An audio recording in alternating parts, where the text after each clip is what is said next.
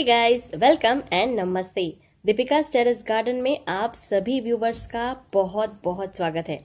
बारिश का सीजन चल रहा है, चारों तरफ पानी ही पानी है और बहुत ज़्यादा हैप्पी है हमारा पूरा गार्डन। सबसे ज़्यादा हैप्पी अगर कोई है तो वो है पानी के पौधे। रेनी सीजन में पानी के जितने भी पौधे होते हैं, specially lotus and water lily, इन सब की ग्रोथ बहुत अच्छी शुरू होना हो जाती है। चलिए आज हम इसी पर बात करते हैं कि कैसे करनी है इनकी केयर। मेरे गार्डन के इस हिस्से में होते हैं मेरे सभी वाटर प्लांट्स। लोटस को तो आप जानते ही होंगे, काफ़ी सारे लोगों ने मेरे लोटस के वीडियो को देखा है। ये मैंने सीड से ग्रो किया है और ये उसी टब में लगा हुआ है जिसमें मैंने इसे शुरू में लगाया था। बारिश के साथ इसने न्यू ग्रोथ लेनी शुरू कर दी है और बहुत हेल्दी बढ़ते ही जा रहा है। इसके अलावा ये रखे हुए हैं बाजू में सारे कंटेनर जिसमें मेरे सभी वाटर लिली और वाटर कैबेज आदि लगे हुए हैं। इस सभी पर मेरे वीडियो बने हुए हैं, आप वीडियो देख सकते हैं।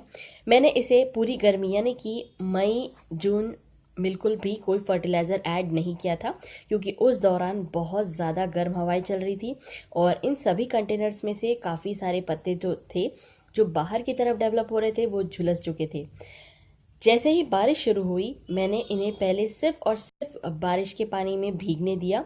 मेरे कुछ कंटेनर्स में तो बर्ड्स भी बन रही हैं। अभी तक मैंने कोई फर्टिलाइज़र ऐड नहीं किया है, फिर भी अब इनकी अच्छी ग्रोथ हो चुकी है और अब समय है कि मैं इसमें थोड़ा फर्टिलाइज़र ऐड करूं ताकि ये अपने और ज़्यादा बर्ड्स बना सके और ग्रो कर सके।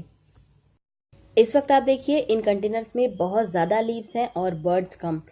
मैं इनकी कुछ लीव्स कट कर दूंगी और कुछ ही छोड़ दूंगी ताकि जो बर्ड्स हैं वो डेवलप हो सके, क्योंकि इस वक्त लीव्स तो बढ़ते ही जाएंगी। गाइस, मैं जो फर्टिलाइज़र यूज़ कर रही हूँ ये इनऑर्गेनिक फर्टिलाइज़र हैं। 1 स्पून DAP आपको दिखाई दे रहा होगा, 1 स्पून NPK 19-19-19 रेशो वाला है, यानी कि नाइट्रोजन 19%, फॉस्फोरस 19% और पोटेशियम 19%। इसके अलावा 1 स्पून बोन मील मैंने लिया है।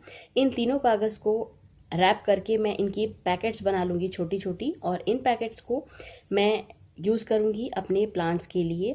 एक प्लांट के लिए तीनों पैकेट के 3 पैकेट बनेंगे, यानी कि तीनों पैकेट एक प्लांट के लिए है। इस तरीके से मैं सभी पौधों के लिए 3-3 पैकेट्स बनाऊंगी और फिर हम इसे सॉइल में ऐड करेंगे। फर्टिलाइज़र को ऐड करने की मेथड बहुत सिंपल है। हर पौधे के लिए, हर कंटेनर के लिए मैंने 3 पैकेट रेडी किए हैं। इन तीनों पैकेट को मैं पौधे की मेन रूट से थोड़ा सा दूर, यानी कि कंटेनर के एक तरफ के हिस्से में सॉइल को हटाना है और हमें अंदर इन पैकेट्स को मिट्टी के अंदर दबा देना है और वापस से सॉइल को उसके ऊपर कर देना है, बस। इसके अलावा और कुछ नहीं करना। घबराइए मत, फर्टिलाइज़र ऐड करने से आपके कंटेनर की फिश को कुछ भी नहीं होगा। याद रखिए, रेनी सीजन में बहुत ज़्यादा मॉस्किटोज डेवलप हो जाते हैं, इसीलिए हम अपने कंटेनर्स में फ़िश डाल के रख सकते हैं और फर्टिलाइज करने की इस मेथड से फ़िश को कोई प्रॉब्लम नहीं होती। ध्यान बस ये रखना है कि आप मेन प्लांट से थोड़ा दूरी पर इन पैकेट्स को दबाएं। हो गया। सेम मेथड मैं अपने लोटस के कंटेनर के साथ भी करूंगी, बस यहाँ पे मैंने पैकेट्स डबल कर दिए हैं, क्योंकि वाटर लिली के मुकाबले ये कंटेनर काफ़ी बड़ा है और इसमें लोटस के ज़्यादा पौधे हैं। आप भी इसी तरीके से अपने पौधों को फर्टिलाइज़र ऐड कर दीजिए गाइस। और मछलियों के लिए घबराइए नहीं, आपके फर्टिलाइज़र ऐड करने से किसी भी मछली को कोई प्रॉब्लम नहीं होगी, क्योंकि हम मिट्टी के अंदर पैकेट्स डाल रहे हैं जिसे पौधा अपनी रूट्स के थ्रू सक करेगा और मछलियां ऊपर पानी में आराम से तैरेंगी। इस दौरान बारिश का पानी अपने पौधों को लगते रहेगा तो कोई प्रॉब्लम नहीं है, उन्हें उनके नेचुरल एनवायरनमेंट में ग्रो होने दीजिए। ये सीज़न सबसे अच्छा है फ्लावरिंग का। इस समय सबसे अच्छी फ्लावरिंग होती है सभी वाटर प्लांट्स में।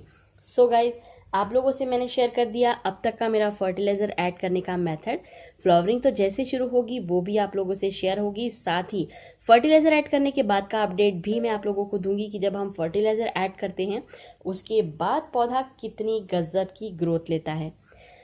चलिए, अब ये मेरा काम जो है वो बहुत ज़्यादा हो गया है, क्योंकि लोटस की रूट्स जो हैं बहुत ज़्यादा गहरी हैं। वाटर प्लांट्स को ग्रो करने का सबसे सुकून भरा पल ये होता है जब आपके पौधे फ्लावरिंग शुरू करते हैं और आपका मन करता है उन्हें बस देखते रहें। ये देखिए, आपको मैंने दिखाया था ये दोनों बर्ड्स अब खिल चुकी हैं और इन दोनों के अलावा नीचे बहुत सारी छोटी छोटी बर्ड्स डेवलप हो रही हैं। ये कोलोराडो वाटर लिली है जो बहुत हार्डी होता है और सबसे ज़्यादा फ्लावरिंग भी करता है।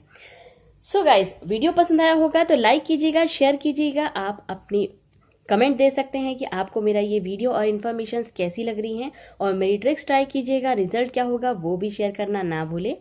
Thank you for watching my video. नए आने वाले लोगों से रिक्वेस्ट है सब्सक्राइब करना ना भूलें, ताकि आप लोगों को अपनी इन्फॉर्मेशन मैं शेयर कर सकूँ। Take care, happy gardening.